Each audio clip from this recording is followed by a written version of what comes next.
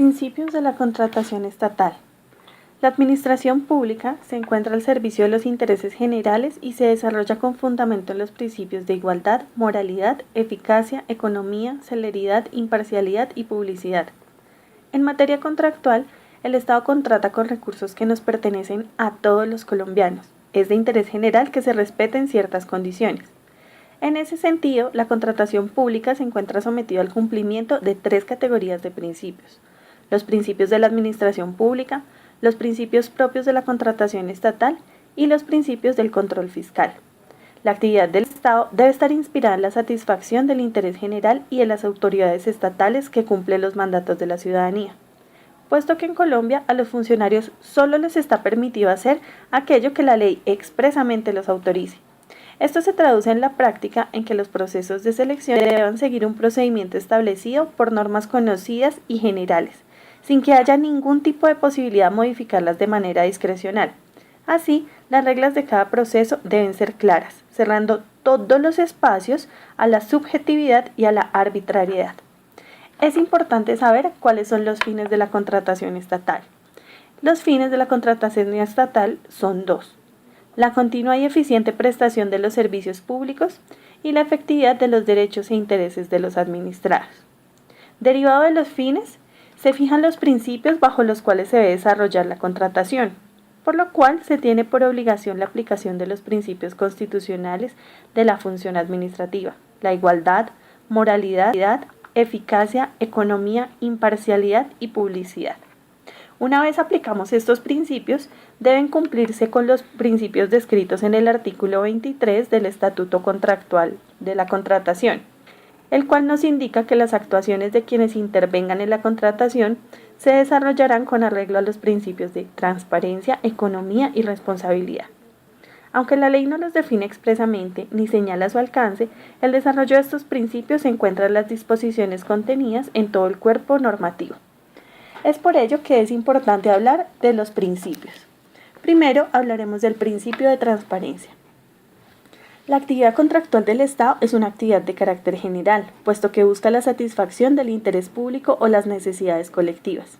Tiene por objeto que se garantice que los procesos de formación del contrato estatal se lleven en condiciones de igualdad, buscando que la oferta seleccionada sea la más favorable.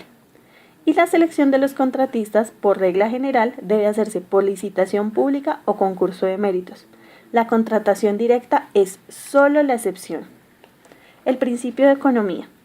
Las reglas del proceso de selección deben utilizarse para agilizar las decisiones y que éstas se tomen en el menor tiempo posible.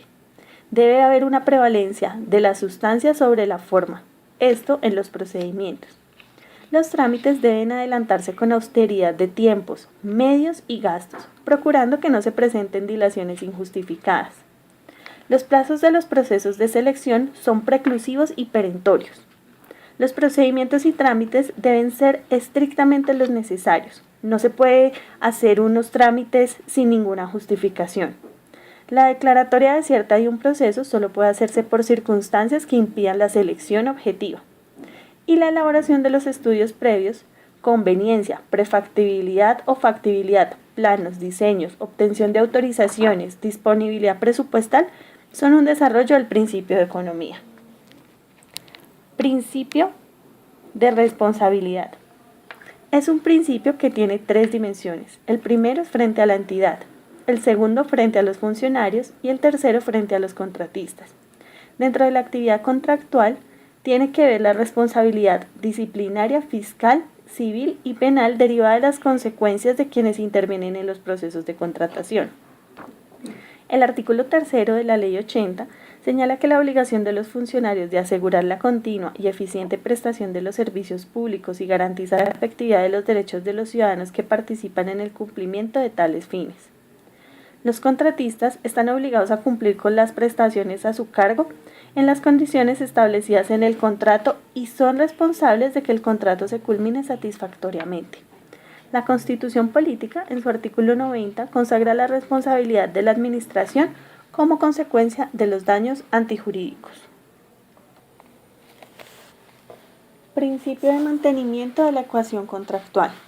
Este principio procura mantener las condiciones económicas previstas al momento de celebrarse el contrato. Los contratos de tracto sucesivo se pueden revisar ante el advenimiento de circunstancias imprevistas o imprevisibles posteriores a su celebración que impliquen una mayor onerosidad para una de las partes. El equilibrio económico puede afectarse por hechos sobrevinientes imputables al contratista y por hechos y actos de la administración. El mantenimiento del equilibrio del contrato apunta a la revisión de las condiciones económicas del mismo y su restablecimiento de varias formas. Primero, hasta un determinado límite de pérdida. Segundo, una indemnización o compensación. Y tercero, la revisión del lucro cesante del contratista.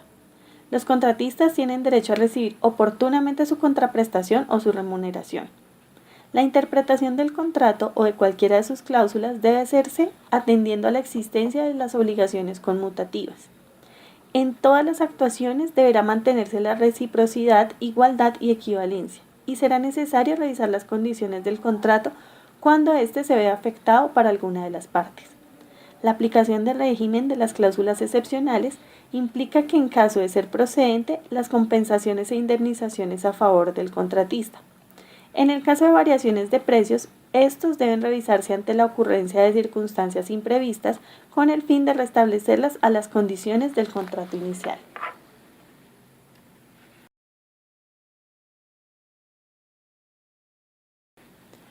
Principio de planeación.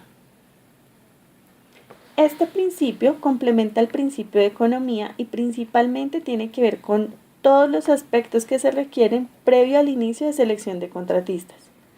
El principio de la planeación guarda relación directa e inmediata con los principios del interés general y la legalidad, procurando recoger para el régimen jurídico de los negocios del Estado el concepto según el cual la escogencia de contratistas, la celebración de contratos, la ejecución y liquidación de los mismos no pueden ser de ninguna manera producto de la improvisación. Principio de selección objetiva. Este principio se encuentra consagrado en el artículo 29 de la Ley 80 de 1993 y en el artículo 5 de la Ley 1150 del 2007. Es objetiva la selección en la cual la escogencia se haga el ofrecimiento más favorable a la entidad y a los fines que ella busca, sin tener en consideración factores de afecto o interés, y en general cualquier clase de motivación subjetiva. En consecuencia, los factores de escogencia y calificación, la forma de presentación, el contenido y evaluación de las propuestas que formulen los proponentes, resultan especialmente exigentes para garantizar un procedimiento objetivo y transparente, cerrando así el paso a cualquier consideración discriminatoria que pudieran llevar a cabo las autoridades. Se trata de un desarrollo del derecho constitucional de igualdad, en el sentido de que se debe garantizar la igualdad de oportunidades de acceso a la participación en un proceso de selección contractual y la posición y competencia en el mismo, de quien tenga la real posibilidad de ofrecer lo que demanda la administración.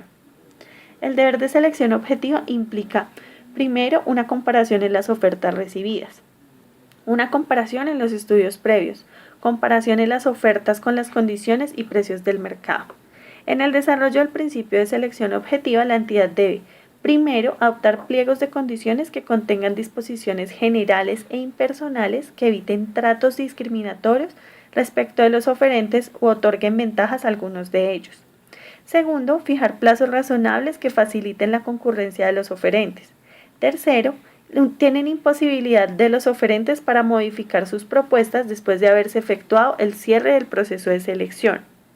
Hay que evaluar las propuestas y aplicar estrictamente los criterios de selección establecidos en los términos de referencia. Hay que evaluar las propuestas bajo los mismos parámetros de ponderación establecidos en los documentos del proceso de selección contractual, sin que les sea dable valorar con más rigor determinadas propuestas y ser laxa con otras. Y hay una imposibilidad de la entidad de variar los criterios de evaluación y de su ponderación.